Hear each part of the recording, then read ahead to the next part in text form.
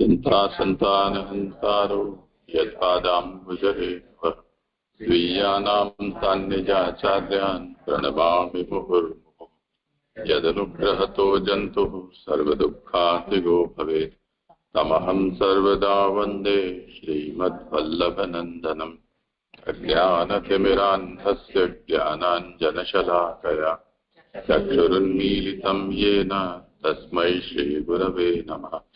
नमामि हृदये शेषे लीलाक्षीराब्धिशायिनम् लक्ष्मीसहस्रलीलाभिः सेव्यमानं कलानिधिम्। चतुर्भिश्च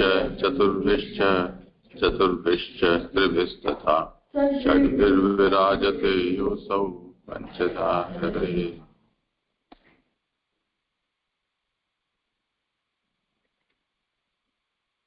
इनका क्रम हो, हाथ ऊंचा करें, आरंभ करें।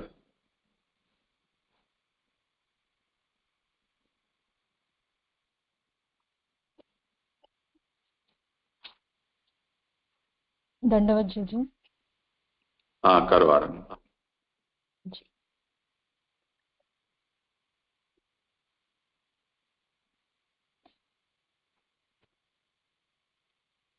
शास्त्रार्थ। आनंद रूप हरि की दशविध लीला ही शास्त्रार्थ है। श्री हरि का नामात्मक रूप भागवत है। द्वादशांगो वे हरि 12 अंगों वाले हैं, अतः 12 अंग उनके 12 स्कंद उनके 12 अंग रूप हैं। और प्रत्येक स्कंद में श्री महाप्रभु जी ने प्रकरण विभाग बनाए हैं। अतः पहले स्कंध में 3 प्रकरण हैं। प्रकरण 1 हीन अधिकारी, जिसमें 1 से 3 अध्याय हैं। प्रकरण 2 में मध्यम अधिकारी, जिसमें 4 से 6 अध्याय हैं। और प्रकरण 3 उत्तम अधिकारी के, जिसमें 7 से 19 तक के अध्याय हैं। तो प्रथम 1 से 3 अध्याय हीन अधिकारी अध्याय हैं, प्रकरण है, जिसमें प्रथम अध्याय को प्रश्न अध्याय कहा है, जिसमें शौनकादि ऋषियों ने नैमिषारण्य में सूत जी से 6 प्रश्न पूछे। और दूसरे अध्याय को उत्तर अध्याय कहा है, जिसमें सूत जी ने 6 प्रश्नों में से 3 प्रश्नों के उत्तर दिए और उनके उत्तर देते हुए ठाकुर जी की जो 5 प्रकार की लीला है उनका निरूपण किया है, जिसमें सृष्टि लीला, प्रवेश लीला, नानात्व, भोग और रक्षण लीला है।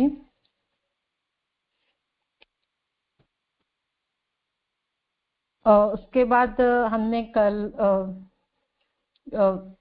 अध्याय 3 प्रारंभ किया था, जो भगवान के अवतारों के से संबंधित है, जिसमें कारिका 1 और कारिका 2 पर कहा गया था। जो पूरे अध्याय का सार जिसमें बताया गया, जिसमें भगवान के अवतार, सृष्टि लीला में भूत लीला के प्रकार, साक्षात और परंपरागत लीला, और भौतिक लीला के 2 प्रकार, जिसमें ब्रह्मांड को विराट को उत्पन्न करके और विराट को या ब्रह्मांड को उत्पन्न किए बिना की जाने वाली लीला सृष्टि। आगे हमने देखा था कि जब भगवान जीव रूप से विराट में प्रविष्ट होते हैं, किस प्रकार भगवान जीव रूप से विराट में प्रविष्ट होते हैं और किस प्रकार भगवान ब्रह्म रूप से विराट में प्रविष्ट होते हैं। तो जब जीव रूप से विराट में प्रविष्ट होते हैं और जब उनकी उपासना की जाती है, तो वह जीव की उपासना होगी और उससे मुक्ति सुलभ नहीं है। और जब और ब्रह्म जब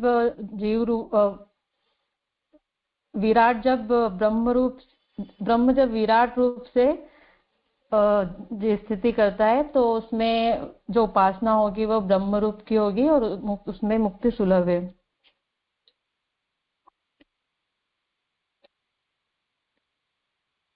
अब आज श्लोक 1 का आरंभ करते हैं। पेज नंबर 112, अध्याय 3।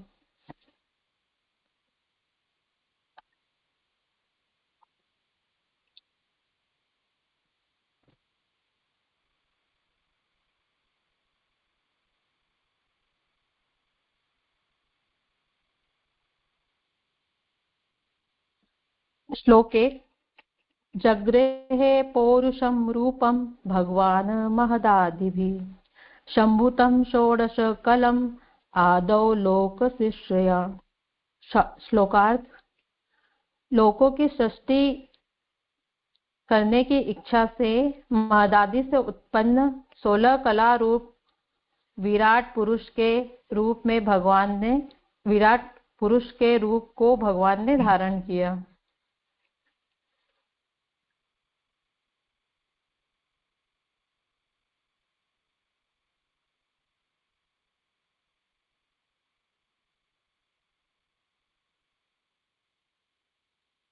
सुबोधनी, पुरुष को धारण कर सके ऐसा कोई अधिकारी जीव ब्रह्मादि नहीं था, इसीलिए भगवान स्वयं पुरुष बने और भगवान के 3 रूप हैं जो पुरुष कहे गए हैं। पहला महतत्व को पैदा करने वाला, दूसरा ब्रह्मांड में स्थिति और तीसरा सब प्राणियों में रहने वाला।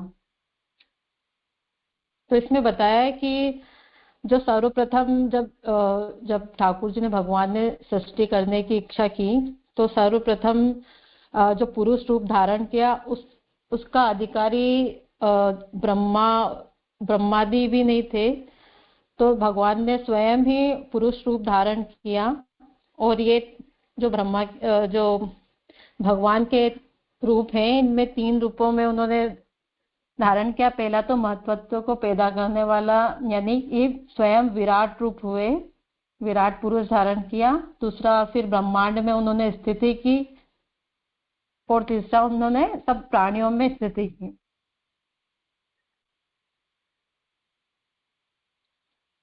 अब आगे यहाँ थोड़ा व्याकरण से संबंधित मतलब पुरुष शब्द को विग्रह करके और व्याकरण से उसकी पुरुष शब्द की कैसे व्युत्पत्ति हुई और कैसे वे भगवान ने उनको धारण किया, इससे संबंधित समझा रहे हैं। तो जहाँ पूरा आस्ते ऐसा विग्रह है, व्यत्ययो बहुलम छंदसी पाणी सूत्र, वहां आकार को ओकार होकर पुरुष ऐसा शब्द बनता है।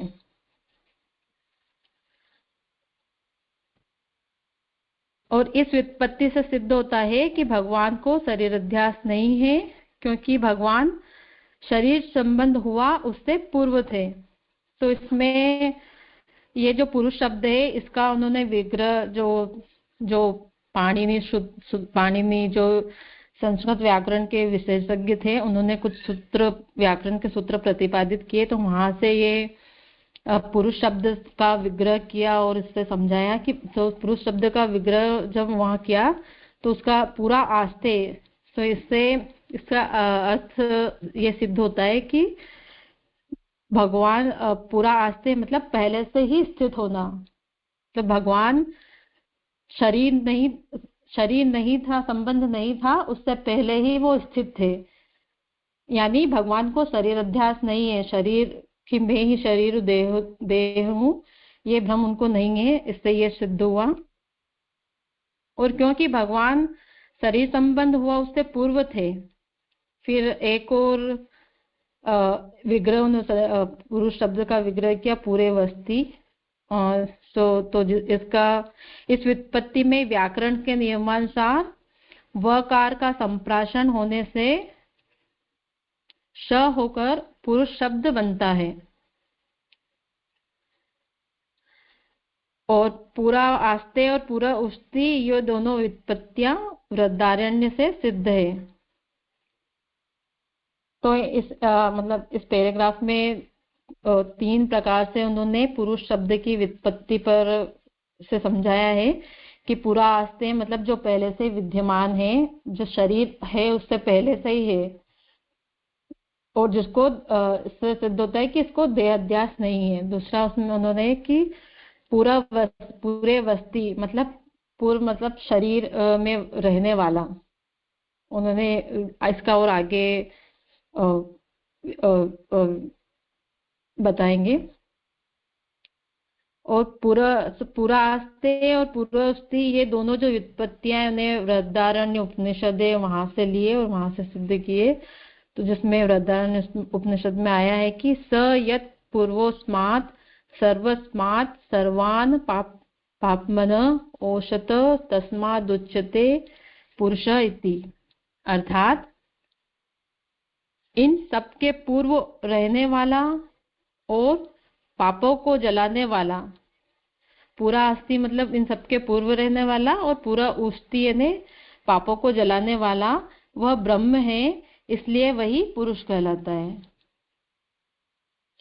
और पूर्ववस्थी इसका भाव मधु ब्राह्मण में पुरु पुरुष आविशत स्पष्ट किया गया है।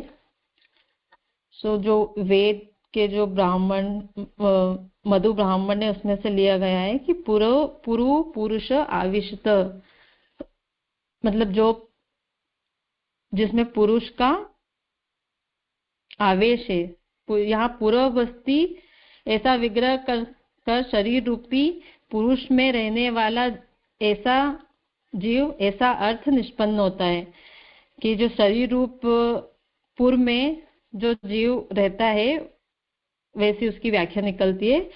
किंतु यह अर्थ ग्रहण नहीं किया जा सकता क्योंकि पूर्व को जलाने वाला तथा पहले से रहने वाला और इन दोनों पक्षों में भगवान ही ग्रहण किए जाते हैं। ये जो पूर्व में वस्तु जो शरीर में रहता है इसको यहाँ नहीं माना गया है।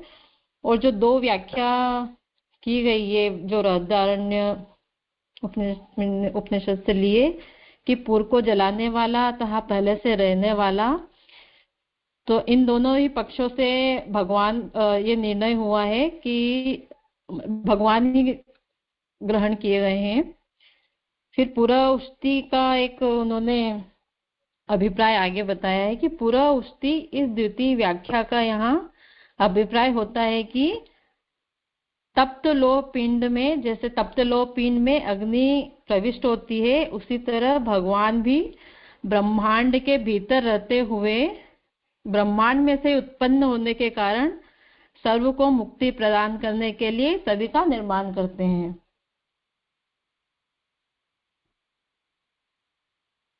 तो जैसे तप्त लोह में अग्नि प्रविष्ट होती है उसी प्रकार भगवान भी जो ब्रह्मांड रूपी जो तप्त लोहा है उसमें वो प्रविष्ट होते हैं, उसी में ही भी सभी को मुक्ति भी प्रदान करते हैं और उसी में सबका निर्माण करते हैं। यह ब्रह्मांड आगे बताया है कि जो ब्रह्मांड जो जिसे कहा गया है कि पुरुष रूप धारण किया, तो यह ब्रह्मांड पुरुष आकृति रूप है, पुरुष नहीं है। इसकी आकृति जो है स्ट्रक्चर वो पुरुष जैसा है और पुरुष जैसा है और पुरुष क्योंकि मूल श्लोक में पुरुष संबंधी शब्द का प्रयोग किया गया है, क्योंकि यह ब्रह्मांड मेरे रहने का उत्तम स्थान है। मम आयतनम उत्तमम, इस तरह के कथन से भी यही अभिप्राय स्पष्ट होता है। शुद्ध सत्व रूप शरीर की तरह तत्वों से बने हुए इस पुरुष शरीर को भगवान ने धारण किया और किसी अन्य अधिकारी ने नहीं। यही निर्देश देने के लिए यहाँ भगवान शब्द का प्रयोग किया गया।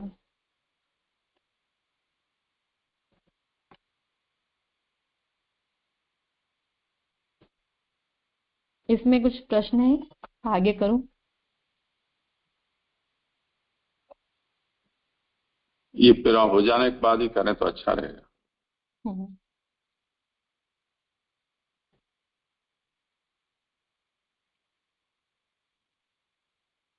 आगे करूं जी? हाँ, श्लोक संपन्न कर लें, पीछे चर्चा करेंगे जी। जल में बीज से उत्पन्न होने वाले ब्रह्मांड से यह ब्रह्मांड विलक्षण है। ये मेरा प्रश्न है, समझ में नहीं आया कि जल में बीज से उत्पन्न होने वाला ब्रह्मांड कैसा, वो कौन सा है जो इससे अलग है। इस बात को महदादि भी इससे कहा गया है, अर्थात महतत्व, अहंकार, रूप, रस, गंध, स्पर्श, शब्द, इन तन्मात्राओं का तथा एकादश इंद्रियों और पंच महाभूतों का, इस तरह कुल मिलाकर 23 प्रकार का यह प्राकृत समुदाय है। इसमें बताया है कि जो जल में बीज से उत्पन्न होने वाला जो ब्रह्मांड है, और जो ब्रह्मांड जो भगवान स्वयं विराट पुरुष हुए, ब्रह्मांड में स्थिति किए, इस ब्रह्मांड से विलक्षण है। किस प्रकार विलक्षण है, इस बात को उन्होंने महदादेवी से कहा है कि जो 23 संख्याओं, 23 जो तत्वों का समूह है, प्राकृत समुदाय है, महतत्व, अहंकार, रूप, रस, गंध, स्पर्श, सत, तन्मात्रा, एकादश इंद्रिय, पंच महाभूत, इससे बना हुआ है, जिससे यह ब्रह्मांड बना है। इस सृष्टि में स्वयं भगवान, प्रकृति और पुरुष दोनों बने हैं, अतः भगवान के अतिरिक्त और कुछ भी शेष नहीं था। तो भगवान स्वयं ही इन सब तत्वों का उन्होंने स्वयं प्रकट किया, उन्होंने ही ब्रह्मांड को बनाया, वे ही उस ब्रह्मांड में प्रकृति और पुरुष रूप से उसमें प्रविष्ट हुए, और उन्होंने, तो इससे सिद्ध होता है कि उनके अलावा कुछ भी शेष नहीं था, सब में वही व्याप्त है, और यही आद्य सृष्टि है, और इसी को प्रथम सृष्टि कहा गया।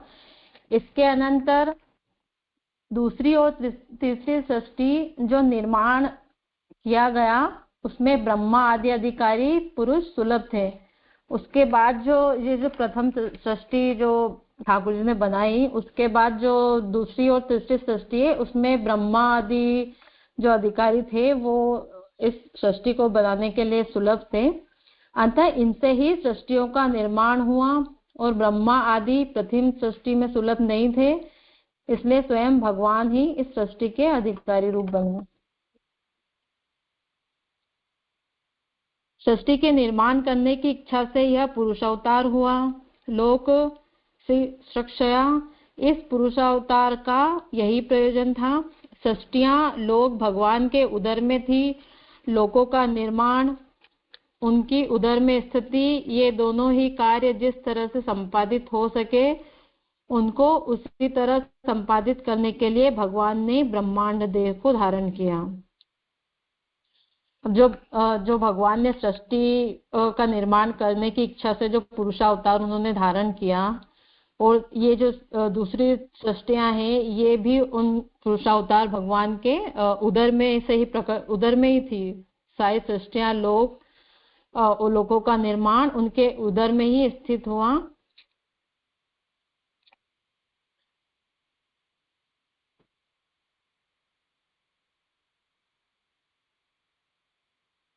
और उनको उसी तरह संपादित करने के लिए भगवान ने ब्रह्मांड देह को धारण किया। ब्रह्मांड देह धारण करने पर उसी देह में सृष्टि तथा स्थिति दोनों रहेगी। यह श्लोक 1 पूर्ण हुआ। अब इस पर जिसको जो कुछ विचार करना हो।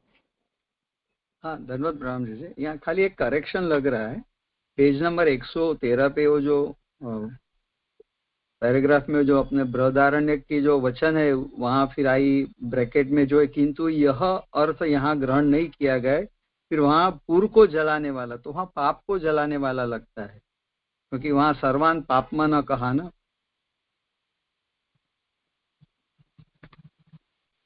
नहीं, वो तो ठीक है, पूर्व को जलाने वाला यही अर्थ है। तो पूर्व को जलाने वाले से क्या संबंध है? पुरुष शब्द की 3 व्युत्पत्ति बताई ना।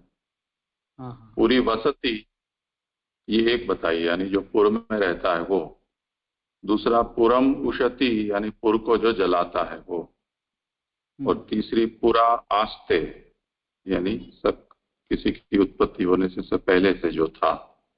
तो इसमें से पहला और तीसरा अर्थ यहाँ ग्रहण करना है, दूसरा वाला पूर्व को जो जलाता है वो यहाँ ग्रहण नहीं करना है। जी जी, प्रणाम। राम जी, दीदी यहाँ पे जो 114 पे जो पहली लाइन है उसमें जैसे दूसरी और तीसरी सृष्टियों का बताया, तो यह दो ही उसके यानी पहली सृष्टि के बाद दो ही सृष्टि हुई कि ये उपलक्षण से लेना है कि उसके बाद के सभी सृष्टि में ब्रह्मादि उपलब्ध थे, ऐसे समझना है क्योंकि दो ही उसके बाद दो ही सृष्टियां गिनाई है।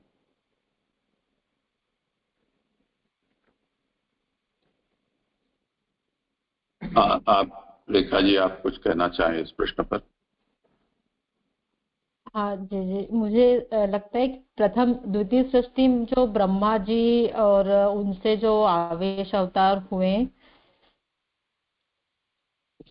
उनसे है, और द्वितीय तृतीय सृष्टि मनु सृष्टि जो है वो हो सकती है। आप प्रकाश डाल रहे हो? वह समाधान कि आप प्रकाश करें इस पर। नहीं, ये इन्होंने कहा ना मनु और ब्रह्मा। मेरा प्रश्न दीजिए यानी उसके जो पहली सृष्टि के बाद ये दो ही सृष्टियां हुई कि और भी सृष्टियां हैं, वो समझना था मुझे।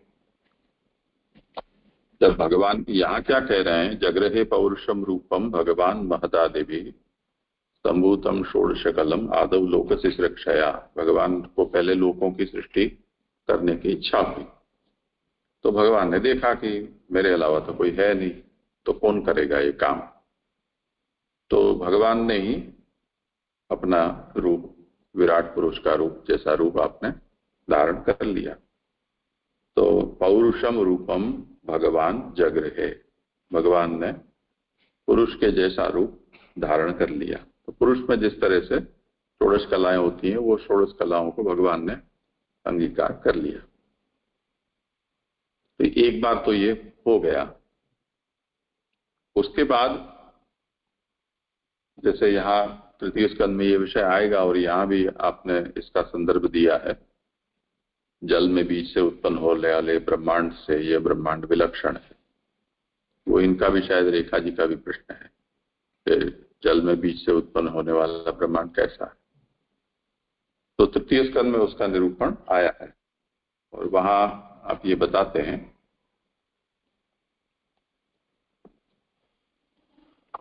3:6 लिख लो, आप लोग भी फिर से देखना हो देख सकते।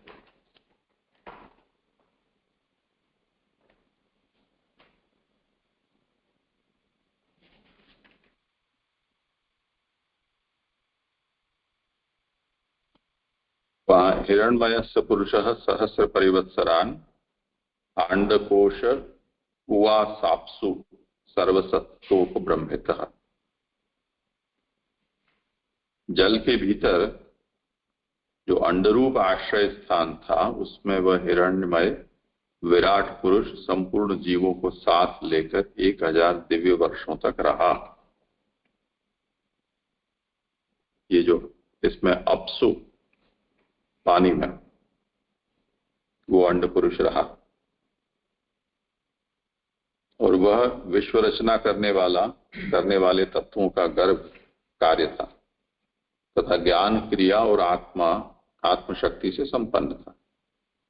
इन शक्तियों से उसने स्वयं अपने क्रमशः 1, 10 और 3 विभाग किए।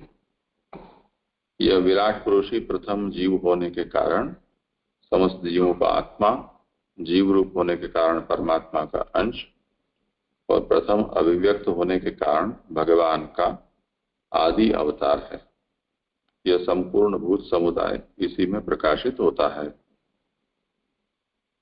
तो महाप्रभु उसको यहाँ आज्ञा कर रहे हैं कि अपसु बीजज ब्रह्मांड वैलक्षण्याय आह महदादि भी। जिस तरह से यहाँ तृतीय स्कंध में विराट की उत्पत्ति बताई है, उसमें ये जल के भीतर किसी आश्रय स्थान में सभी जीवों को लेकर दिव्य 1000 वर्ष तक वो रहा और पीछे उस समय पर प्रकट हुआ। ऐसा यहाँ इस प्रसंग में नहीं है, क्योंकि महदादि भी षोडश कलम संभूतम ऐसा यहाँ कहा है। तो ये महदादि से उत्पन्न हुआ 16 कला रूप विराट पुरुष का रूप भगवान ने धारण किया है। तो ये उससे भी लक्षण प्रकार है। तो ये हुआ। उसके बाद जिससे आगे वर्णन आता है ब्रह्मा जी की, वो जो भगवान ने आज्ञा की सृष्टि की और वो सब। तो ब्रह्मा तो बहुत बाद में भगवान से प्रकट हुए,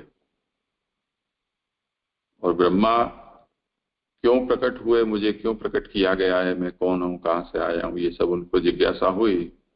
और पीछे भगवान ने उनको वो प्रतीति कराई, और भगवान ने अपनी आज्ञा भी उनको दी कि आप इस तरह का कार्य करें।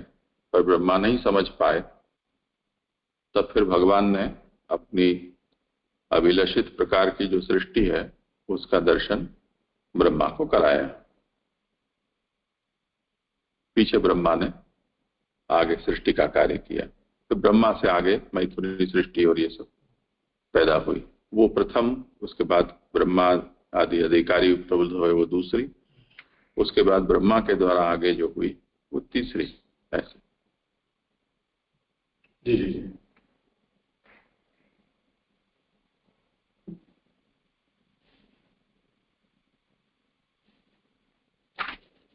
प्रणाम जी। यहाँ पर जो षोडश कलम मूल श्लोक में है, वो सुबोधिनी में उसकी व्याख्या नहीं दिख रही है कि संभूतम षोडश कलम। तो षोडश कलम पर यहाँ संख्या तो गिना ही महदादि भी की, वो 23 है। वो षोडश कलम कैसे समझना, उस पर व्याख्या नहीं है। तो मतलब एकादश इंद्रिया और पंच महाभूत मिलके 16 होते हैं, और बाकी उनको महद, अहंकार, पंच तन्मात्रा, उनको अलग गिना है।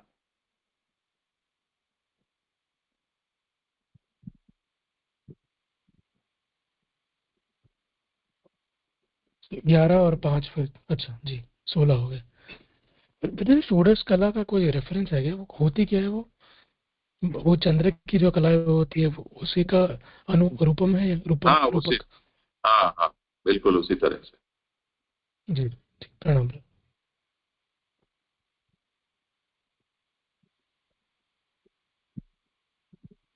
हाँ जी जी, धन्यवाद प्रणाम।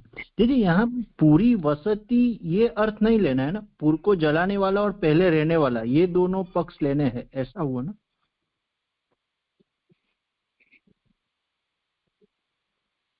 बताएं रेखा जी आप।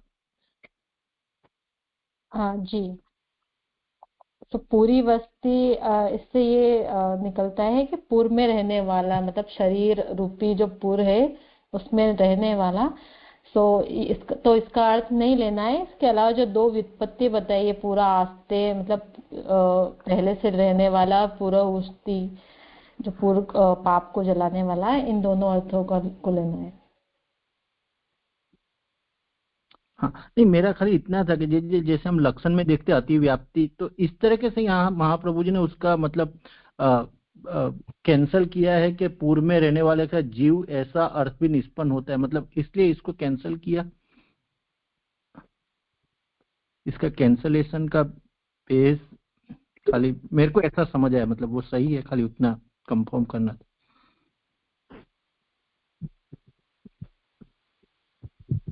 हाँ करें विचार। ये कविता जी आप कुछ इस विषय पर कहना चाह रहे हैं? जय जय प्रणाम। मैं ये पूछना चाह रही थी कि जो गुणावतार विष्णु जी हैं वो यही विराट पुरुष हैं क्या? अच्छा, ये तो कोई दूसरा विषय हो गया। अभी पहले ये चर्चा हो जाए, उसके बाद ये लेते हैं। जय जय, ठीक।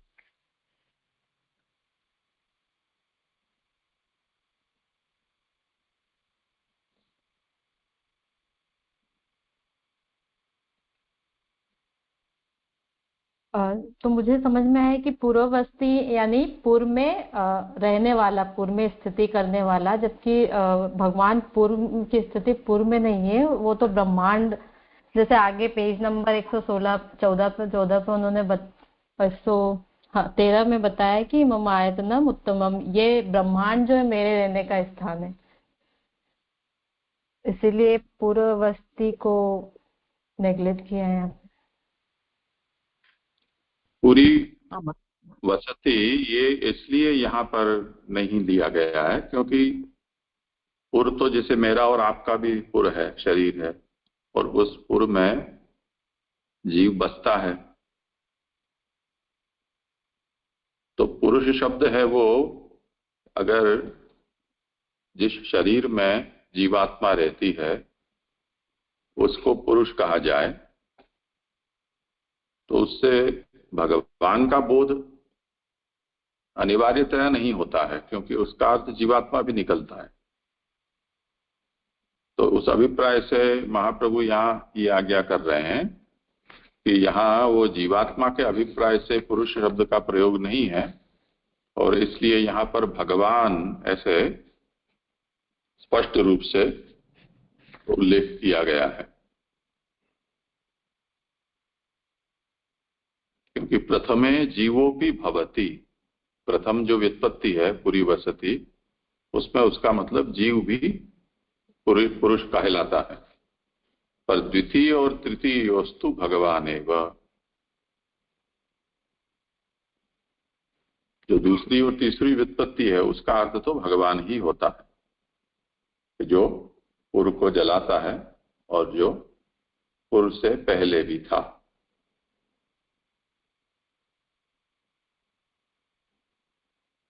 हुआ समाधान? हाँ जी जी, अच्छी तरह से स्पष्ट। जी जी, और एक और प्रश्न था, ये जो पहले 3 भगवान के रूप बताए ना, महत तत्व को पैदा करने वाला, दूसरा ब्रह्मांड में स्थित और सब प्राणियों में रहने वाला, तो ये जो 3 व्युत्पत्ति की महाप्रभु जी ने, पूरे वसति, पूरा आस्ते और पूरा उसति, उसके साथ संबंध है कि ये 3 कुछ अलग तरीके से, वो थोड़ा? हाँ, करें समाधान।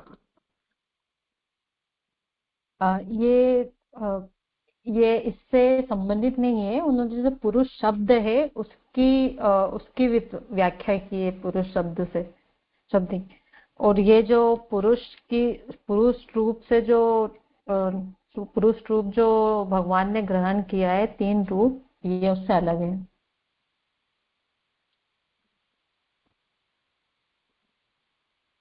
ऐसे ही समझना है जय। हाँ, कहें और किसी को कुछ कहना हो तो।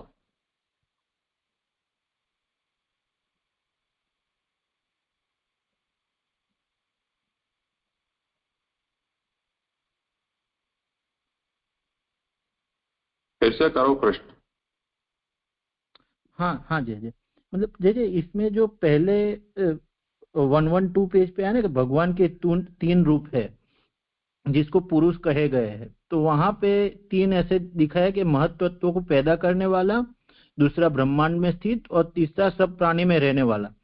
और फिर उसकी व्युत्पत्ति की, पूरे वसति, पूरा आस्ते और पूरा उसति। तो ये तीनों का कुछ वो ऊपर जो 3 दिखा है उससे संबंधित है, हम कोरिलेट कर सकते हैं कि वो इंडिपेंडेंट है, ऐसा?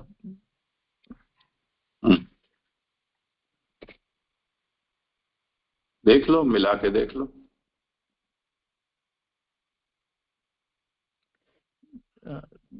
जैसे महत्त्व को पैदा करने वाला हम देखें तो जो पूरा उसति, ऐसा कुछ लग रहा है कि पिंड में अग्नि की तरह प्रविष्ट, कि वो सब प्राणियों में रहने वाला, मतलब वो नहीं मालूम पड़ा जैसे। नहीं, पुरम उषति का मतलब तो यह है कि वो पुरुष अथवा वो चैतन्य कि जो इस जीव बंधन को तोड़ सकता है।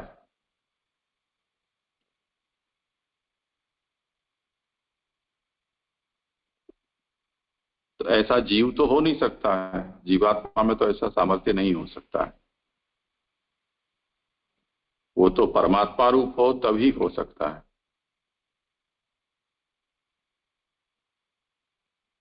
अब ये जो तीसरा वाला, अभी ये जो अर्थ किया है पुरम उषति, वो इन 3 में तो वो निकलता नहीं है। महत्त्व को पैदा करने वाला, ब्रह्मांड में स्थित और सब प्राणियों में रहने वाला,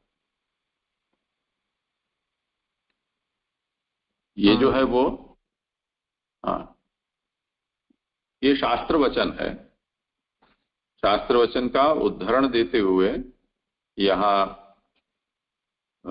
इस बात को समझाया गया है कि ऐसे जो रूप है पुरुष के वो कई तरह से हैं और उसके कई प्रकार की व्याख्याएं उपलब्ध होती हैं।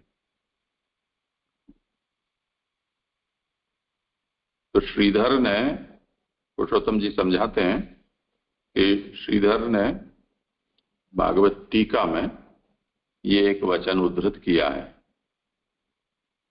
पुरुषोत्तम जी को भी अभी ये ज्ञात नहीं हो पाया है कि ये कौन से शास्त्र का वचन है। महाप्रभु ने विष्णुस्तु त्रीणि रूपाणि पुरुषाख्यानि ऐसा एक वचन दिया है और पुरुषोत्तम जी ने उस पूरे वचन को उद्धृत किया है कि विष्णुस्तु त्रीणि रूपाणि पुरुषाख्यान्यथो विदुः। विष्णु के 3 पुरुष नाम से जाने जाते रूप होते हैं। प्रथमम महतः सृष्टु, पहला तो महत को पैदा करने वाला। द्वितीयंतु अंड संस्थितम, दूसरा अंड में ब्रह्मांड में स्थित। और तृतीयम सर्वभूतस्थम, तीसरा है वो सभी प्राणियों में रहने वाला। तानि ज्ञात्वा विमुच्यते, उसको जानकर मुक्त होते हैं।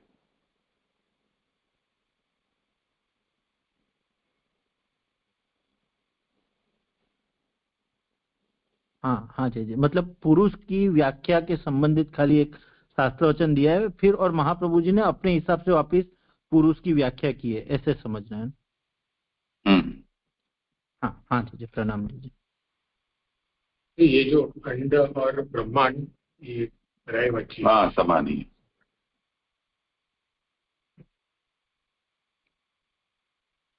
हाँ आप बोलिए कविता जी, क्या पूछ रहे हैं?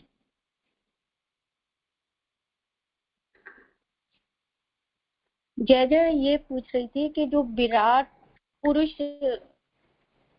ब्रह्म ने बनाया वो गुणावतार विष्णु जी हैं।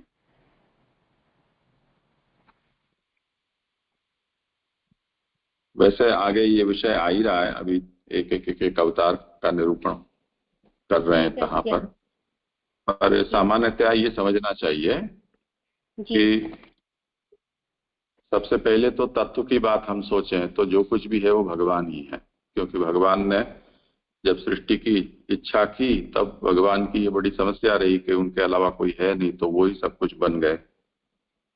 तो जो कुछ भी है वो भगवान है, ये तो मूलभूत सिद्धांत है। पर भगवान ने जो जो भी रूप धारण करे वो रूप जिन कार्यों के लिए प्रकट किए हैं और वहां जो जो प्रकार की सामर्थ्य भगवान ने प्रकट की है, इसलिए उनके कुछ कुछ नामों में अंतर भी हुआ है। अच्छा। तो जैसे यहाँ पर भगवान ब्रह्मांड पुरुष के रूप में प्रकट हुए हैं जी। ब्रह्मांड पुरुष जो है वो जिन तत्वों का बना है और आगे उसमें जो भी कुछ कार्य होंगे वो तो एक आधार प्रदान करने वाला एक रूप है जी। इसको हम इसका दर्शन नहीं कर सकते हैं। अब ये जब हुआ उसके बाद अब ब्रह्मा आएंगे, जो कि महाप्रभु ने कहा कि प्रथम सृष्टि में और कोई नहीं था, पर द्वितीय सृष्टि में अधिकारी सुलभ हुए। तो अब ब्रह्मा उसके बाद आएंगे। हाँ। तो जो ब्रह्मांड पुरुष है वो ब्रह्मा विष्णु शिव में के जो विष्णु है वो तो नहीं होंगे ना।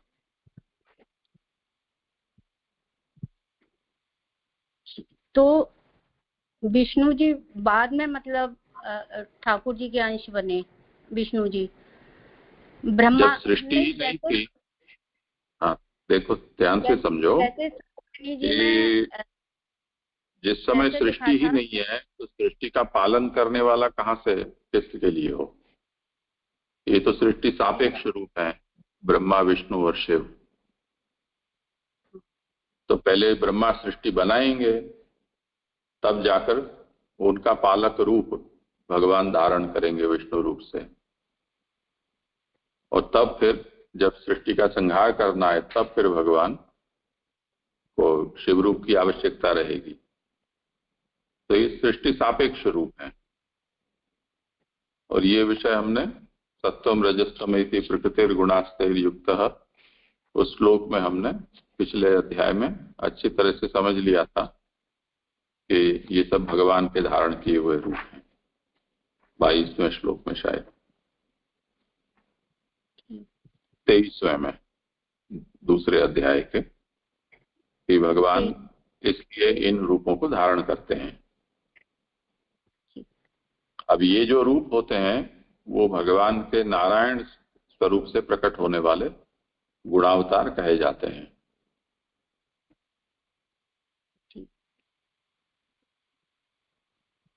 तो इसका अनुक्रम हम ऐसे समझेंगे कि सबसे पहले परब्रह्म है, परब्रह्म का एक रूप नारायण है, नारायण के ब्रह्मा विष्णु और शिव गुणावतार कहे जाएंगे, और वही नारायण से लीलावतार भी मत्स्य कच्छप आदि प्रकट होते हैं। अब ये जो नारायण है जी, वो भगवान का आनंद प्रधान रूप होता है, और भगवान के सच्चिदानंद में से जो चैतन्य धर्म है उसके प्राधान्य से जीवात्माएं प्रकट होती हैं, हम सब। और जो समष्टि अंतर्यामी है वो उसके आनंद अंश से प्रकट होते हैं, अव्यष्टि अंतर्यामी। इस तरह से सृष्टि क्रम समझाया गया है। ठीक है जी। अब विष्णु पद का जो प्रयोग होता है वो कौन से समय, कौन से प्रकरण में विष्णु पद का प्रयोग किया गया है उसके ऊपर उसका अर्थ निर्भर करता है। अन्यथा ये होगा कि विष्णु की व्युत्पत्ति व्यापक जो हो उसको विष्णु कहा जाता है, तो उस स्थिति में वो गुणावतार वाला अर्थ नहीं होकर वो ब्रह्मवाचक हो जाएगा। इसी तरह जैसे महाप्रभु पुरुषोत्तम सहस्त्र नाम में पुराण पुरुषो विष्णु पुरुषोत्तम उच्यते ऐसी आज्ञा करते हैं, तब फिर वो गुणावतार वाला विष्णु न होकर और न वो व्यापक वाला विष्णु होकर वहां पर परब्रह्म कृष्णवाचक विष्णु पद हो जाएगा। तो संदर्भ के अनुसार और प्रकरण के अनुसार उसके अर्थ को समझना चाहिए। ठीक है।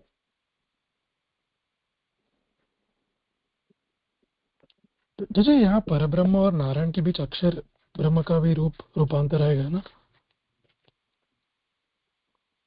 परब्रह्म ही अक्षर का रूप लेके सृष्टि का निर्माण करता है, ऐसा नहीं है नारायण के पहले?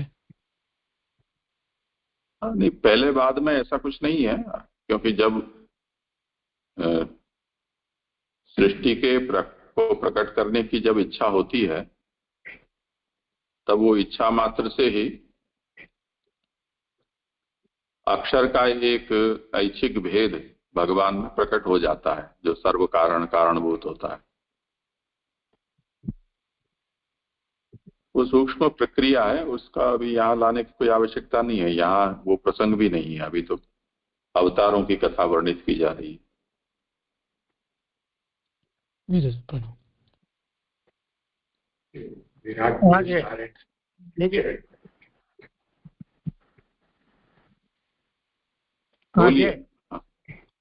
मैंने पिछले अध्याय दूसरे अध्याय में 23 नंबर का जो श्लोक था उसमें जो किसी शुद्ध ब्रह्म से को न्यून किसी का अक्षर ब्रह्म, उस समय मैंने पूछा था कि नारायण कहाँ गए, तो उसका उत्तर अब जाके मिल गया।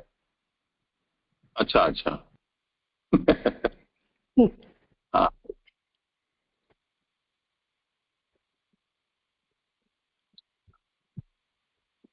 दंडक प्रणाम दीजिए।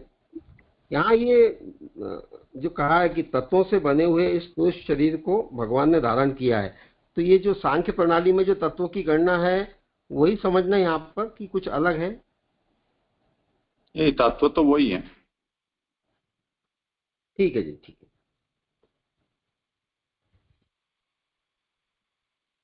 ये एक और ये प्रश्न था 113 पेज पर कि यहाँ पे एक बाजू ये आया कि ये ब्रह्मांड पुरुष की आकृति रूप है, पुरुष जैसा नहीं, पुरुष नहीं, क्योंकि मूल श्लोक में पुरुष जैसा है, पुरुष जैसा है, पुरुष नहीं ऐसा। क्योंकि मूल श्लोक में पौरुष संबंधी शब्द का प्रयोग किया है और नीचे फिर ऐसा आया कि शुद्ध सत्वरूप शरीर की तरह तत्वों से बने हुए इस पुरुष शरीर को भगवान ने धारण किया है, किसी अन्य अधिकारी ने नहीं। तो ये दोनों में मतलब एक जगह पुरुष की आकृति रूप आया और नीचे आया कि ठाकुर जी मतलब भगवान ने ही ये पुरुष शरीर को भगवान ने ही धारण किया, अन्य अधिकारी ने नहीं। तो ये दोनों मतलब दो तरीके से अर्थ लिए है कि थोड़ा समझ नहीं। भगवान मूल में देख लो ना, श्लोक में भगवान पौरुषम रूपम जगृहे, भगवान ने पौरुष रूप को धारण किया। प्रश्न ये है कि ये रूप किसने धारण किया है? तो भगवान ने धारण किया, ये बात कहना है। भगवान के अलावा भगवान के किसी अधिकारी ने नहीं, क्योंकि ब्रह्मा भी भगवान का एक अवतार है, उसको भी विराट कहा जाता है, उसको भी प्रथम अवतार कहा जाता है, उसको भी पुरुष कहा जाता है कहीं कहीं। तो कई बार ऐसा भी आभास हो जाता है कि ये कहीं ब्रह्मा की तो बात नहीं हो रही है, तो उसको मना कर रहे हैं कि नहीं, ये तो भगवान ने स्वयं ही इस रूप को धारण किया है।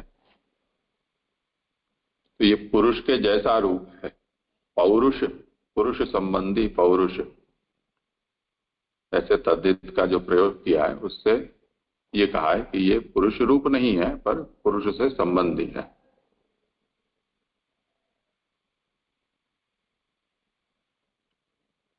अच्छा, मतलब पौरुष से संबंधित भी जो किया है वो भगवान ने ही किया है, ये दिखाने के लिए। अच्छा, हाँ। और वो पुरुष ब्रह्मांड पुरुष की आकृति रूप है, मतलब जो ब्रह्मांड है वो पुरुष की आकृति रूप है। मतलब पुरुष मूल ठाकुर जी को, मतलब ये कहने का तात्पर्य मूल ठाकुर जी को ब्रह्मांड नहीं समझना है, ऐसा वो खाली ठाकुर जी का आकृति रूप है, इस तरह से।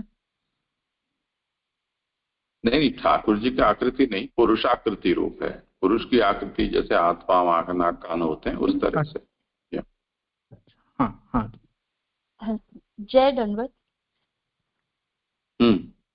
हाँ जय, इसमें मेरे को ये पूछना था कि जैसे मतलब कृष्ण तो पूर्ण पुरुषोत्तम है, पूर्ण अवतार है, तो बाकी जो मतलब कृष्ण से जो आए, जैसे नारायण आए या ब्रह्मा विष्णु महेश आए, उनको हम किस उसमें लेंगे? मतलब वो खाली भगवान के मतलब अंश है या भगवान ही है?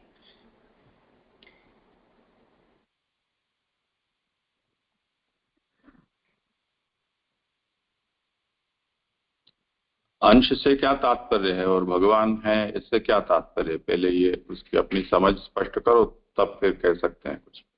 नहीं जय, जैसे तो एक तो मतलब अवतारी ही कहा जाता है, मतलब कि कृष्ण तो अवतारी ही है, वो तो पूर्ण पुरुषोत्तम है, उन तक तो कोई मतलब उन तक तो हर किसी की समझ ही नहीं पहुंचती है। और अंश के एंगल से मतलब कि वो थोड़ा मतलब उन पे पावर कम है, वो अधिकारी हैं या उनको पूरा अधिकार भगवान ने नहीं दिया है अभी, जैसे नारायण आदि हैं, तो वो उस तरीके से। ये फिर से हमने 23वें श्लोक में पिछले अध्याय में ये देखा था कि ब्रह्मा विष्णु और शिव, ये तीन रूप जो हैं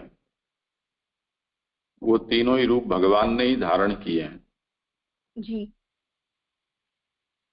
पर वो किसी खास कार्य के लिए धारण किए गए तीन रूप हैं। मतलब सिर्फ तो कार्य के लिए उत्पत्ति स्थिति और लय के लिए भगवान ने इन रूपों को धारण किया है, तो उस रूप से भगवान उस मर्यादा को निभाते हैं। नारायण भगवान का एक जो रूप है वो इन सब रूपों का मूल है, तो नारायण स्वरूप में भगवान उस मर्यादा को निभाते हैं।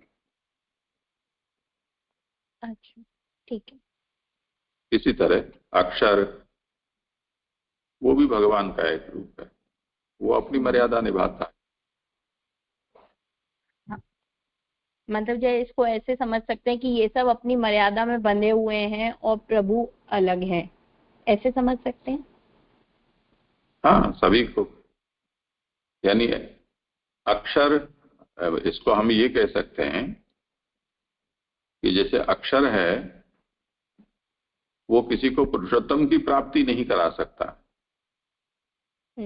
हाँ। तो अक्षर में स्थित जो जीव हैं वो पुरुषोत्तम को प्राप्त हों ऐसा कोई नियम नहीं है, ऐसा सामर्थ्य अक्षर में नहीं। इसी तरह जो सत्वगुणाधिष्ठाता विष्णु है, उस विष्णु लोक में सायुज्य प्राप्त किए हुए जीव को अक्षर प्राप्ति या पुरुषोत्तम प्राप्ति हो, ऐसा संभव नहीं है। जी, ठीक है।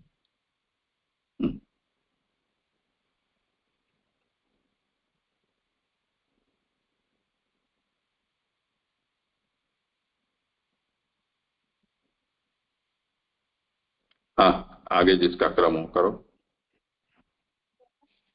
विष्णु महेश तो समझ में आ रहे थे, ब्रह्मा विष्णु महेश, मैंने कहा नारायण।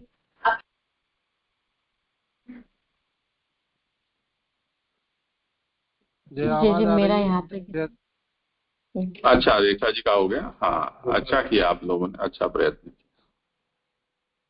हाँ, बोले गोपाल। हाँ, जय जय दंडवत। आभासार्थ। अब जिनको कुछ कहना नहीं हो वो अपने हाथ नीचे कर लें। जब फिर से चर्चा हो या कुछ कहना पूछना हो तब आप फिर से हाथ ऊंचा कर लें, संकोच बिना। जय जय, आवाज आ रही? हाँ, आ रही है, थोड़ी धीरी है पर आ तो रही है।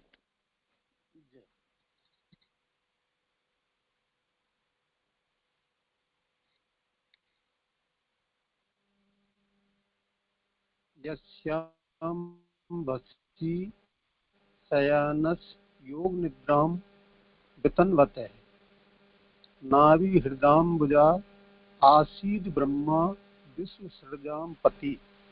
श्लोका। समुद्र के जल पर लेटे हुए समाधि। आप फोन थोड़ा सही रखें, आपकी आवाज बिल्कुल बंद हो जा रही है बीच में। जय, आवाज बहुत ही कम आ रही है। आ रही है कि नहीं जी? अब धर्मानंद जी आप थोड़ा करें, संचालन करें। हाँ, मार साहब आ रही कि नहीं? हाँ, धीमी आवाज है, जैसे जय की रेखा जी की आ रही थी ऐसी आवाज नहीं आ रही। मेहनत फुल तो कर ली आवाज तो। अब आ रही कि नहीं? स्पीकर, आप स्पीकर में बोल रहे हैं, ईयरफोन लगाया है या कान में लगाकर बोल रहे हैं आप? ईयरफोन लगाया जय जय। अच्छा, ईयरफोन का जहाँ से आवाज जाती है ना उसको थोड़ा मुंह के पास लगा लो आप, या जनोई कान पे लपेटते हैं ऐसे कुछ करके ऊंचा कर दो। जय जय।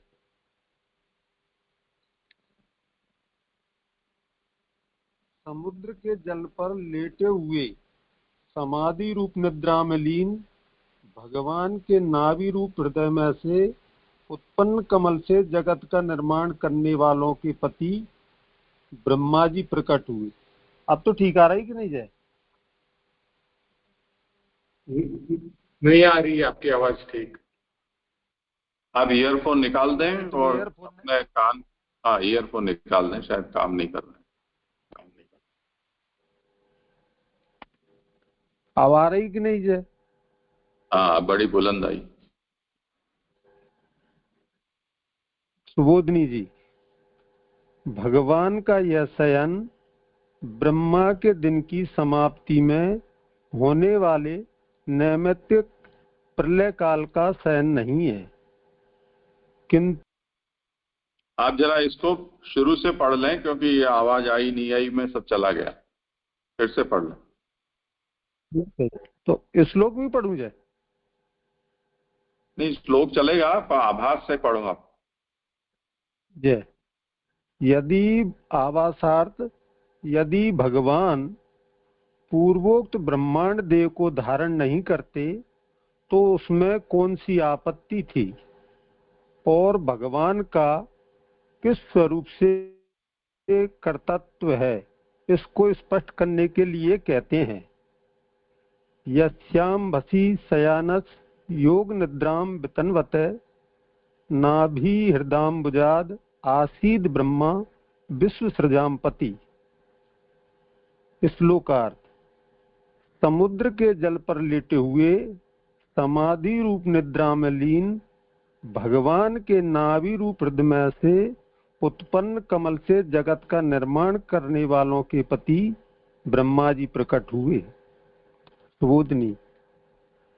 भगवान का यह शयन ब्रह्मा के दिन की समाप्ति में होने वाले नैमित्तिक प्रलय काल का शयन नहीं है, किंतु वैष्णव तंत्र में कहे गए चतुर्मूर्ति की सृष्टि के कारण रूप नारायण का यहाँ शयन है। इसी का निर्देश आसीद उदार गुण वारिधि इस पंक्ति में किया गया है, अर्थात उदार गुणों के समुद्र रूप नारायण अपने उदर में रहने वाले जीवों का निर्माण करते हैं। तो यहाँ शयन के विषय में बताया है कि ब्रह्मा की नैमित्तिक दिन की समाप्ति पे जो प्रलय काल हुए तो वो निमित्त से जैसे ब्रह्मा की दिन हुए उसी प्रकार रात्रि हुए, तो रात्रि के समय पे भी प्रलय काल हुए, तो वह समय को यो भगवान को शयन नहीं है, ऐसो आशय है महाप्रभु जी प्रकट कर रहे। किंतु वैष्णव तंत्र में कहे गए, तो वैष्णव तंत्र में कहे गए ये कोई शाखा प्रशाखा या वेद की या उपनिषद की है, तो या के बारे में तो मोको ज्ञान नहीं है, लेकिन चतुर्मूर्ति की सृष्टि के कारण रूप नारायण का यहाँ शयन है।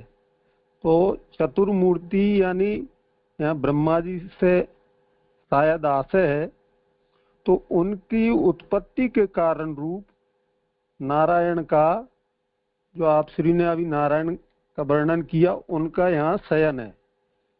तो इसी का निर्देश आगे पंक्ति में किया गया है कि उदार गुणों के समुद्र रूप, जो आप में जो उदार गुण हैं वो समुद्रवत हैं, उन नारायण ने अपने उदर में रहने वाले जीवों का निर्माण करते हैं। तो भगवद उदर में स्थित सायुज्य प्राप्त जीवों को सृष्टि निर्माण के समय में बाहर निकालकर विमुख करना उपयुक्त है, ऐसो प्रश्न चिन्ह है। तो ये शंका है, तो वाक्य आगे, अर्थात जैसे सायुज्य सृष्टि वाला जीव भगवान में लीन हो जाने के पश्चात फिर जन्म नहीं लेता है, जो सायुज्य प्राप्त कर ले है यानी भगवान में लीन हो जाए तो उनको दोबारा जन्म नहीं हो, उसी तरह इन जीवों का भी भगवद उदर से बहिर्निष्कासन युक्त नहीं होगा।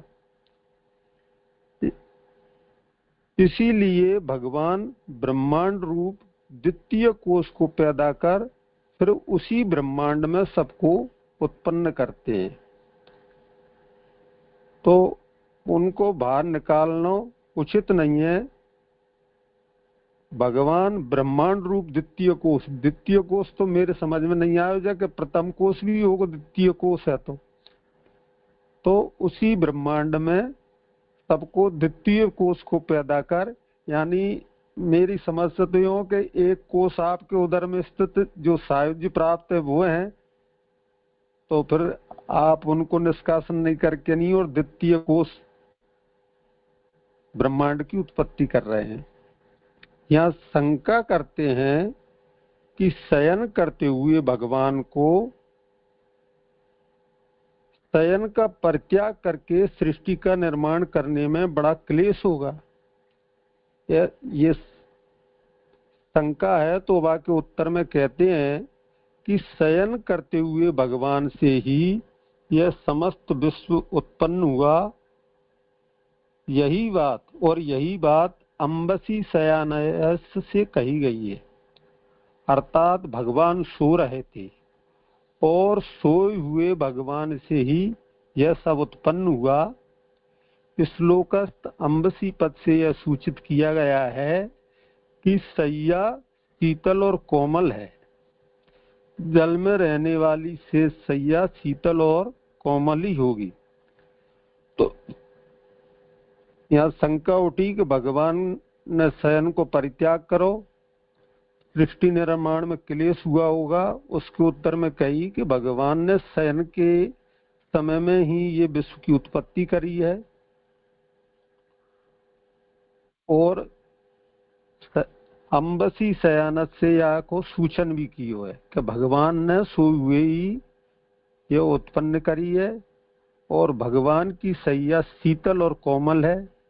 तो शेष जी कोमल है और जल शीतल है, तो सैया शीतल और कोमल ही होगी।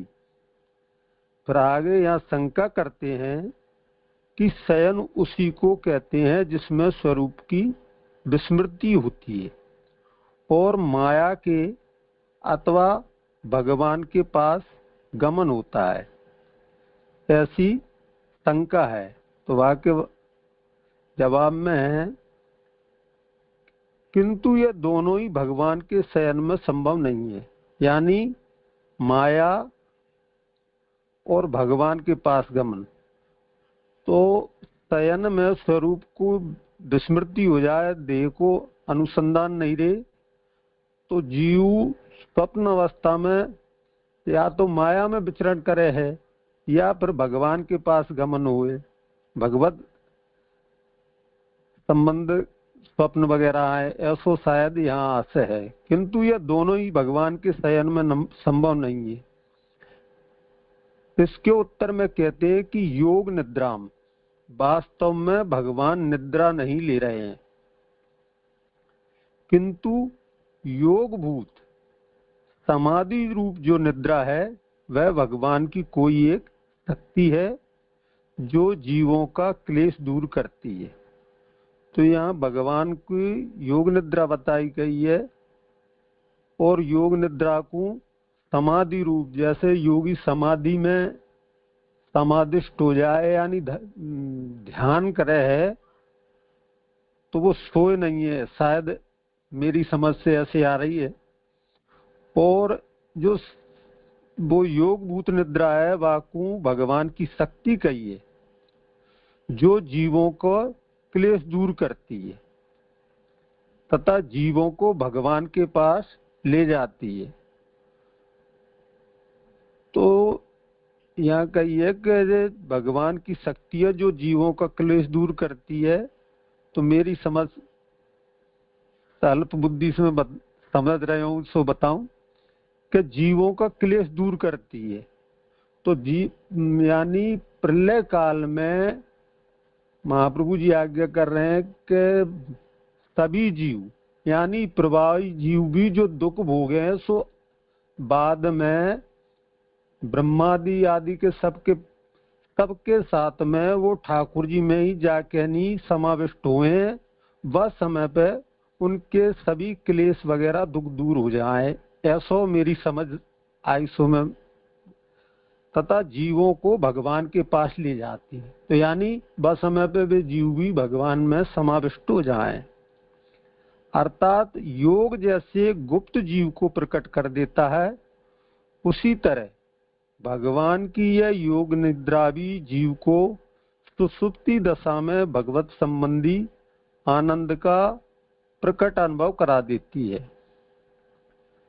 तो वह समय पे न भगवत संबंध हुए तो वो आनंद को अनुभव हुए। यह निद्रा अल्प है, यह निद्रा अल्प कही गई है। तो ये निद्रा अल्प कैसे है, ये तो मेरी समझ में नहीं है कि यह अल्प क्यों कही है।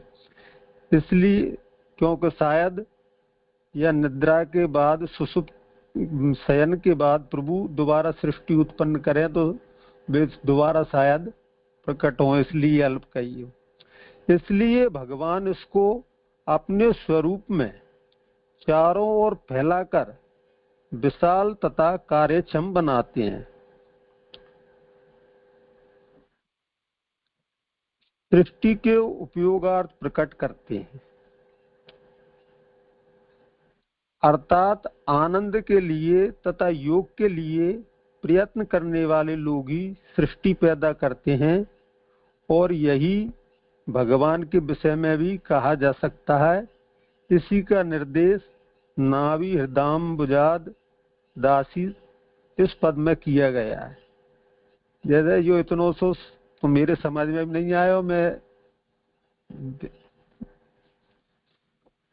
यह जगत आगे यह जगत उदर में स्थित था, यह निर्देश करने के लिए यहाँ नाभि पद का प्रयोग किया गया है। तो जो जगत है तो वो प्रभु में से उत्पन्न है, तो वाकु उदर स्थिति कही गई है। या के लिए यहाँ नाभि पद का प्रयोग किया गया है। हृदय स्थित कमल कभी सूखता नहीं है।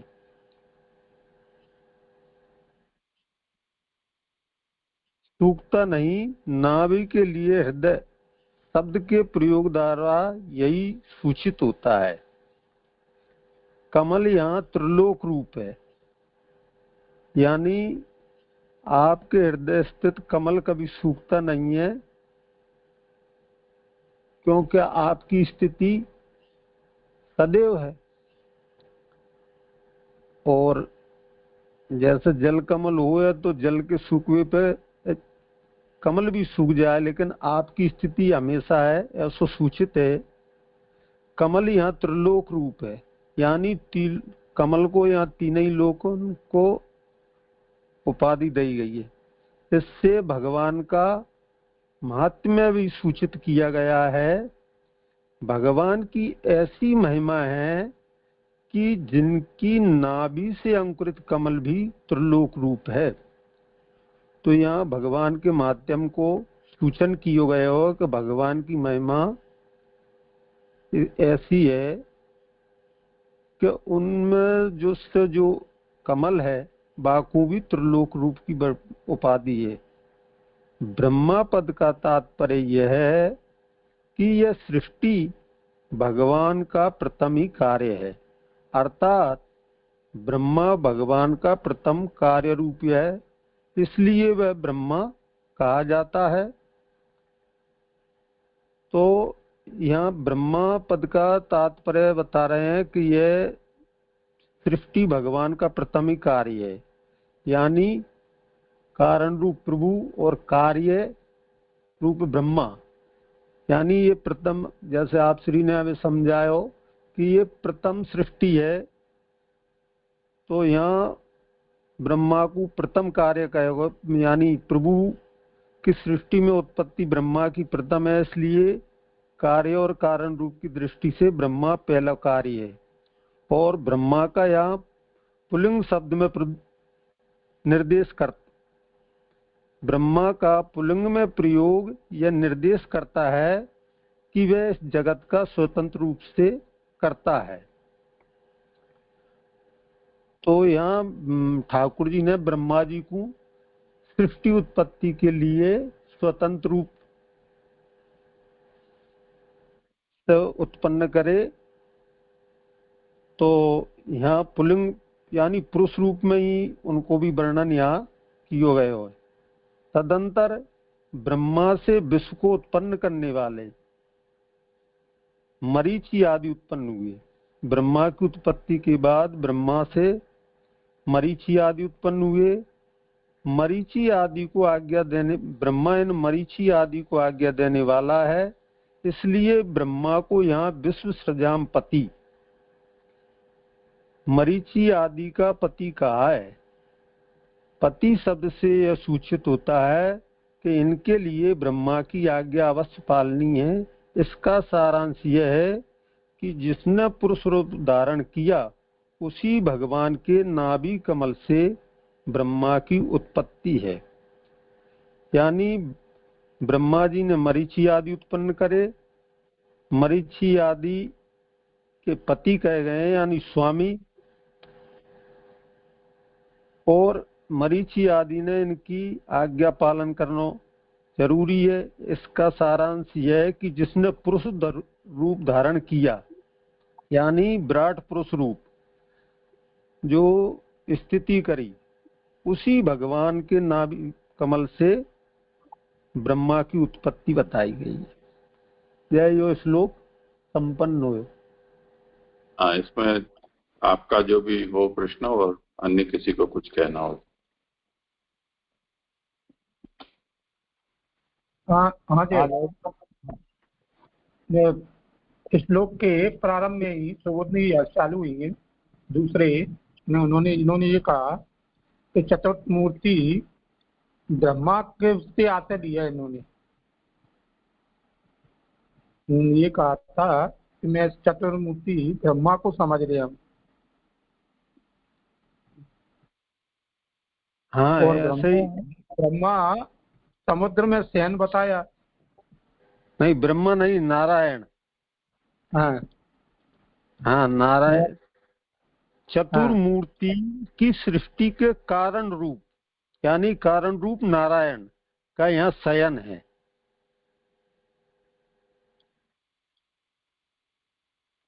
चतुर्मूर्ति से वासुदेव, संकर्षण, अनिरुद्ध और प्रद्युम्न वैष्णव तंत्रों में इन व्यूहों का बहुत अधिक निरूपण हुआ है, और भगवान के अवतार लीला और जितने भी हैं उनमें भी व्यूहों से उनका निरूपण प्राप्त होता है। आगे भी ये विषय आएगा।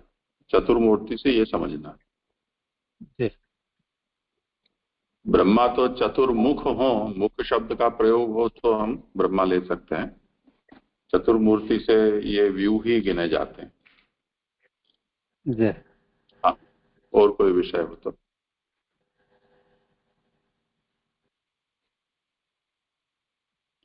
हाँ,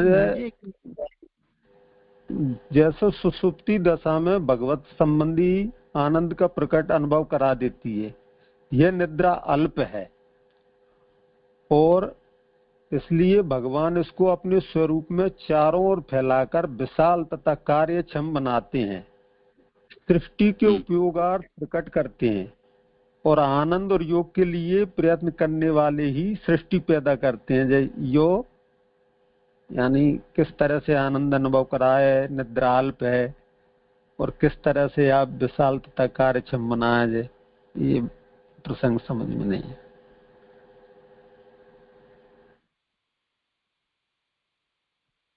मूल श्लोक में ये कहा ना है कि अंभसी शयानस्य। अपना फोन म्यूट कर दें आप, जब बोले नहीं तब को आता है।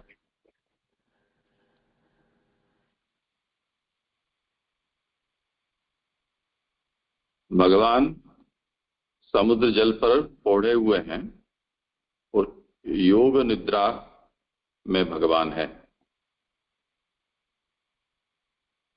तो उसमें जो निद्रा पद है उसकी व्याख्या करते हुए ये आज्ञा करते हैं कि निद्रा क्या होती है। तो शयनम नाम स्वरूप विस्मरणेन मायायाः भगवतो वा समीप गमनम। जब हम सो जाते हैं तब स्वरूप विस्मृत हो जाता है। हम जीव होते हैं तो जो निद्रा है वो या तो हमको माया के पास ले जाती है या भगवान के पास ले जाती है। और भगवान सो रहे हैं ऐसा कहना ये कैसे संभव है? तो ये जो निद्रा है वो हम आपको जो आने वाली निद्रा है उस प्रकार की नहीं है, परंतु योग निद्रा है। इसलिए नहीं भगवान शेते वस्तुतः, सचमुच में भगवान पौड़ते नहीं है, पर ये योग निद्रा कोई एक भगवान की शक्ति है जो जीवों के क्लेश को दूर करती है और जीवों को भगवान के समीप ले जाती है। जो गुप्त होते हैं उनको भी प्रकट कर देती है। अब ये जब भगवान योग निद्रा में पौड़े हुए हैं तब तो ये निद्रा स्वल्प है, यानी अभी वो कार्यरत नहीं है। पर अब भगवान उससे आगे का कार्य लेना चाह रहे हैं इसलिए अल्पभूताम ताम स्वस्वरूपे प्रसार्य, वो जो अल्पभूता योग निद्रा है या वो जो शक्ति है, उसको भगवान अपने स्वरूप में उसको फैलाकर बड़ी बनाते हैं और कार्यक्षम बनाते हैं, जिससे कि अब वो आगे सृष्टि में उपयोगी जो जो भी कार्य हैं वो करने के लिए समर्थ बन जाए।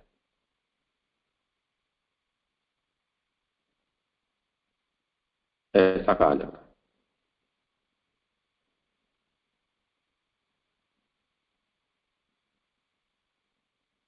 ठीक है, इसको सर्वभवन सामर्थ्य रूप में जो माया आती है वही इसको कहेंगे हम? नहीं, वो अलग है। अच्छा, हाँ हाँ। गुप्त जीवों को प्रकट करना ही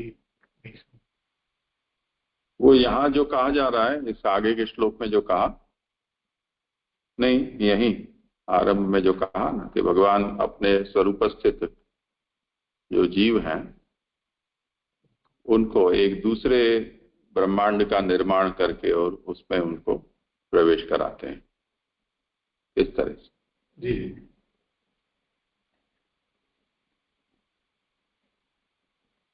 हाँ, आगे करें अगर कोई दूसरा प्रश्न न हो तो।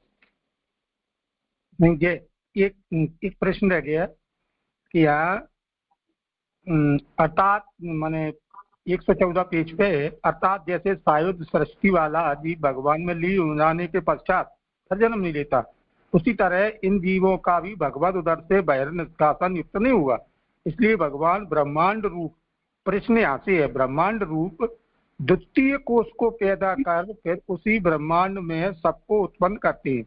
अर्थात जिनका सायुज हो गया है तो जब सृष्टि उत्पन्न करेंगे तो सायुज वाले तो पुनः प्रकट नहीं होंगे, तो फिर द्वितीय कोष से यहाँ से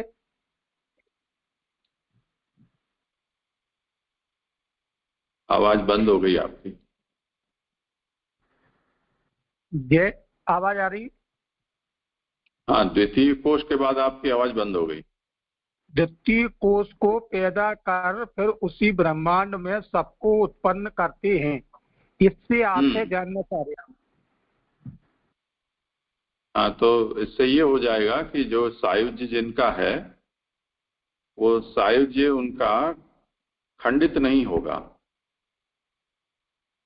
और भगवान जो कार्य करना चाह रहे हैं वो भी हो जाएगा।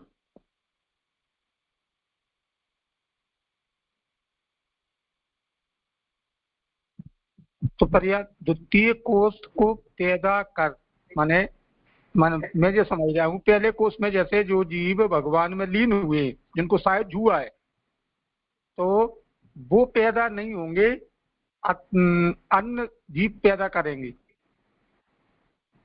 नहीं नहीं, ऐसा नहीं। अन्य कहाँ से आएंगे जीव? तो जो है सो ही है। कहने का मतलब ये है कि ये जो सृष्टि हो रही है वो भगवान के भीतर ही हो रही है। अब भगवान जो सृष्टि करते हैं उसमें अपने से बाहर यदि ब्रह्मांड का निर्माण करें और अपने भीतर जो जीव हैं उनको उस ब्रह्मांड में प्रकट करें, तब तो वो सायुज्य भंग हो गया उनका। अगर ऐसा हो तब तो फिर सायुज्य का कोई मूल्य नहीं रहा। इसलिए भगवान ऐसा करते हैं कि सायुज्य प्राप्त जीवों को अपने भीतर ही एक दूसरे कोष का निर्माण करके और उसमें पधराते हैं। हाँ जी, अब हो गया, चलिए। यहाँ पे जो निद्रा जो ठाकुर जी की शक्ति कही है वो जीवों का क्लेश दूर करती है, यानी जब सोकर उठे जो क्लेश जो उस प्रकार से ले सकता है नीचे, वो जो क्लेश कैसे दूर करती है।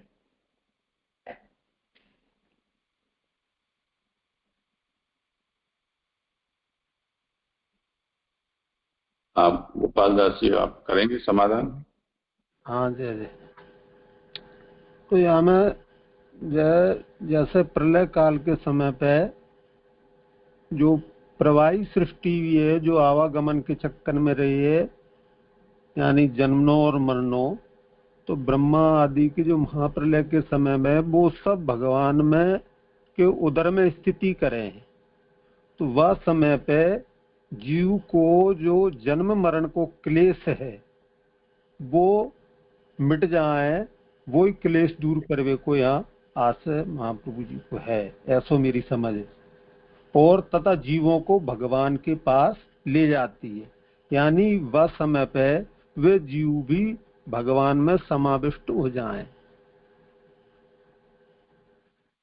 यानी जो दुख पाते हुए जीव हैं जन्म मरण के आवागम, तो उनको भी वह प्रलय काल में जब प्रभु में समाविष्ट हो जाए तो वो भगवान के पास ले जाओ है, ऐसा मेरी समझ से।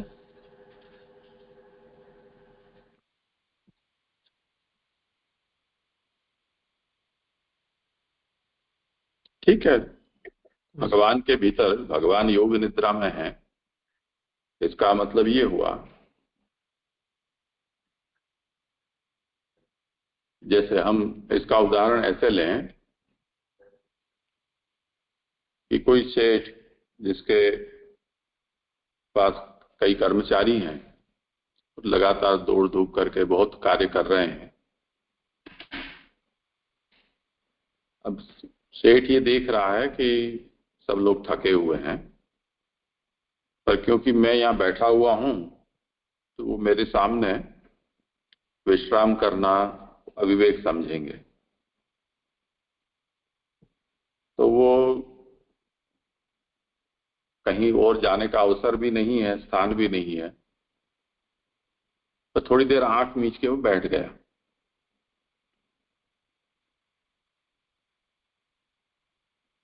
तो उसका प्रभाव ये पड़ेगा कि जो वहां दूसरे सब कर्मचारी हैं जो आलस्य वाले हों वो उस अवसर का लाभ ले लेते हैं, आलस्य वाले नहीं हैं तो ये सोचकर वो शांत हो जाते हैं कि अभी मेरा मालिक है वो आराम में है, और अगर हम इस समय कुछ भी कटर पटर करेंगे तो उसके विश्राम में विक्षेप होगा। तो वो उनके सुख के लिए निष्क्रिय हो जाते हैं। वो निष्क्रियता उनको भी सुख देती है। उस तरह से भगवान जब योग निद्रा में है, इस समय और सब सृष्टि कार्य भी स्थगित है, तो जो भी जीवात्माएं हैं वो सब भगवान में ही जिनका जैसा अधिकार है उसके अनुसार अक्षर में लीन होने वाले अक्षर में लीन होंगे, जो सायुज्य प्राप्त हैं वो वैसे होंगे। तो उन सबको इस समय सुख मिलता है, ये तात्पर्य है। जी जी।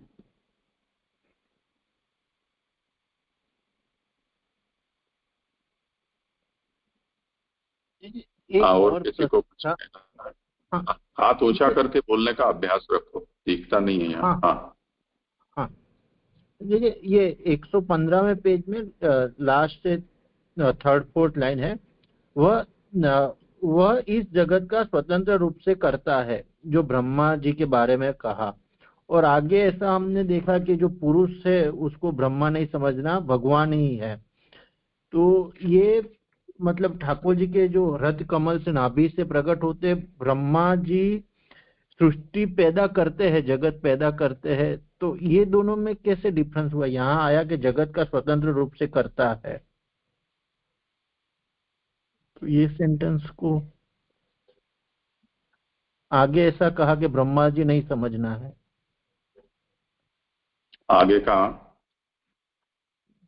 आगे जहाँ पहले श्लोक में हमने देखा ना कि पहले से कि पुरुष का धारण रूप कैसे, ऐसा कोई अधिकारी जीव ब्रह्मा जी भी नहीं था, इसलिए भगवान स्वयं पुरुष बने। और यहाँ इस जगत का स्वतंत्र रूप से करता है, तो ये दोनों का थोड़ा समझ नहीं पड़ा। जैसे ये द्वितीय सृष्टि आ गई ना ब्रह्मा की, पहले ब्रह्मा नहीं थे, अब ब्रह्मा हुए। अच्छा, जो अब द्वितीय कोश हुआ उसकी सृष्टि के ब्रह्मा स्वतंत्र रूप करता है, ऐसे समझते हैं। हाँ हाँ जी। भगवान ने सबसे पहले पुरुष जैसा रूप धारण किया, ब्रह्मांड रूप। अब आगे अधिकारी की जरूरत पड़ेगी, कर्ता की, क्योंकि ये जो ब्रह्मांड रूप देह धारण की है वो तो केवल तत्वों की बनी हुई देह है, बाकी तो सब आगे के कार्य तो अब करने हैं। उसके लिए भगवान ने ब्रह्मा रूप धारण किया, ये दूसरा अवतार हो गया।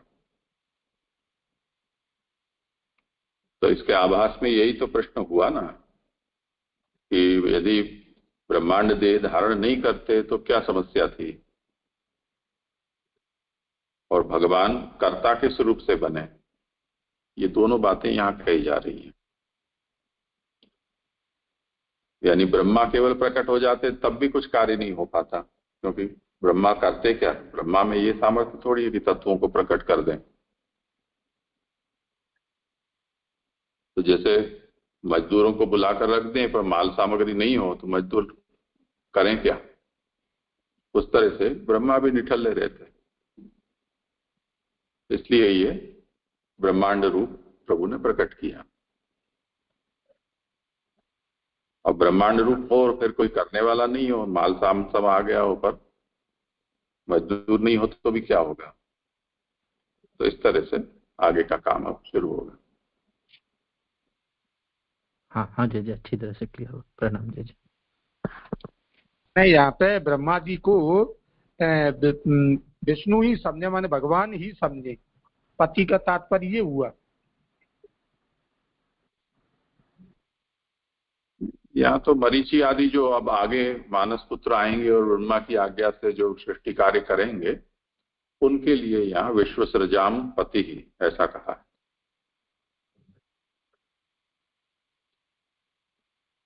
बराबर जी। ऐसे हम समझे तो जैसे कॉन्ट्रैक्टर होता है और मजदूर होते हैं, ऐसे तो मरीचि आदि है वो मजदूर है, ब्रह्मा है वो कॉन्ट्रैक्टर है, ऐसा समझ लो।